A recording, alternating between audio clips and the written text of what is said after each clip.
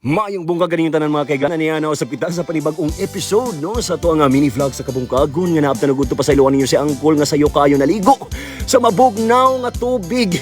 Kay ikaligo na lamang niya ang mga panghitabo siyang kinabuhi no. I-explain ako na unya mga kahigalaan sa pagkakaron. Pagasugdan sa nato nga atong kabungkagon sa mainit nga kape ug dinhi sa kabukwiran ko di ninyo pangutanon. Ang among init nga tubig ginakuha gid na siya sa dahon sa saging. Si Angkol samtang gainom sa iyahang mainit nga kape mga kahigalaan. Kani siya nakapanghinuktok na lamang sa mga panghitabo sa mini vlog ni atong Sabado. Kaya mao kini ang nahitabo no kung sa katong wala pa nakakita.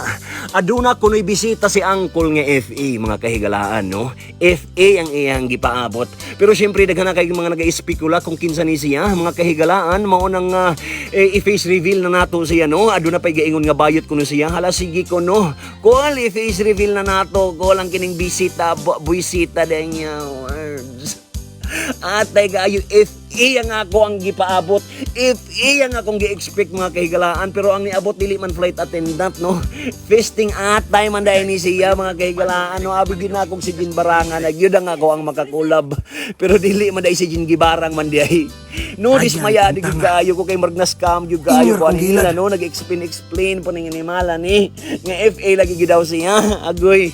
Pero syempre mga kahigalaan kani siya si Tata no nga nang-apply dinhi nang-apply ni siya og trabaho. Gusto ko niya nga manarbaho dinhi sa kabukiran ni Angkol. Mo nang dili na nato padugayon pa atuas sa ni siyang paagion sa usa ka audition kay si Angkol dili ni basta-basta muhair no og katabang sa iyahang kabukiran. Kinahanglan nga alisto kaayo siya sa mga buluhaton. No, sama na lang ining nagabaan gidin taon siya. Pero syempre mga kahigalaan kini ato ang pagasusihon kung angayan bagayod siya nga pagadawaton murag sa tinuod lang murag puro ra man gyud ni siya kiat no mo na nga nagduha-duha ko. So sa walay pagdugay-dugay mga kahigalaan gihire ko. Kana siya mga kahigalaan lipay gyud taon kay si Tata no kay makatrabaho na siya mo nang gisugdan niya dinhi no sa panghagbas. Pero syempre aduna koy nakita nga duha ka butong nga labi kaayo mga kahigalaan mo na nga ato ang pagakuhaon na ang butong kay si Angkol kini magbuhat si Angkol og paborito sa mga taga-probinsya mga kahigalaan ang ato ang ginatawag nga lamaw. Comment down below kung kamo mahilig sab sa lamaw no. Mga kahigalaan og syempre diri ninyo makita kung unsa gyud ni kakuyaw si Angkol pag-abot sa pagkatkat sa lubi. Syempre ani ana mga butong nga nakuha ni Angkol pag-abrihan niya kini og giuhaw man si Angkol mo utong nga niinom siya no gitungab niya sa dihang hasta man na ining tabang atay. Mao to nga nagkuha si Angkol og panibag-ong butong mga kahigalaan kini sure na gid kaayo kung nga tamis na no. Tamis na pwede na kayong buhaton og samtang si Angkol nagbubo sa tubig sa butong nakita niya nga grabe gud di ay kaayo ka kugihan ning bayhana ni Noah gid siguro nagmahay ni si Angkol sa pag-hire mo nang kini day dawata no dawata kay deserve ni mo ni day. Sa dihang ni asa siya wa day sulod atay. Musari ka. Buka na kay nasa kiboton. Mao kato kahigalaan as kaming taon si Tata abay naman niya nga sweet na kayo si Angkol gipaabri ra day sa iyaha ang butong ug si Angkol mga kahigalaan niadto na sa tindahan ug namalit na sa mga ingredients no lipay kayo si Angkol kay kini mga kahigalaan paborito ni Angkol ang pagbuhat or ang pag-inom og lamaw no lamaw ambot nganong lamaw may tawag ni ini syempre ani ang mga ingredients ang Royal True Orange Angel Evaporada Cowbell kondensada og dili mawala ang biskwit no ang Sky Flakes. Gibobo na ni Angkol ang ice o gipangbobo na po niya ang uban pang mga ingredients mga kahigalaan no lami ang lamaw kung adunay Royal True Orange sa pagkakaroon na ibutang sa nato ni sa refrigerator ug mga kahigalaan mao kini ang mga qualifications no sa mga tugihan kaayo nga katabang no kahibaw mang laba maski way tubig. #DCWD Kalor Isi Chito.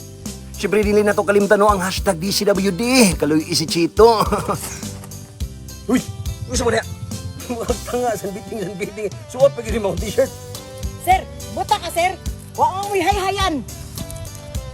Muna sir. Kini nga mga qualifications mga kahigalaan no importante kayo ni nga mabalaan ninyo aron kamusab kahibalo kung unsa ang pagpili sa katabang.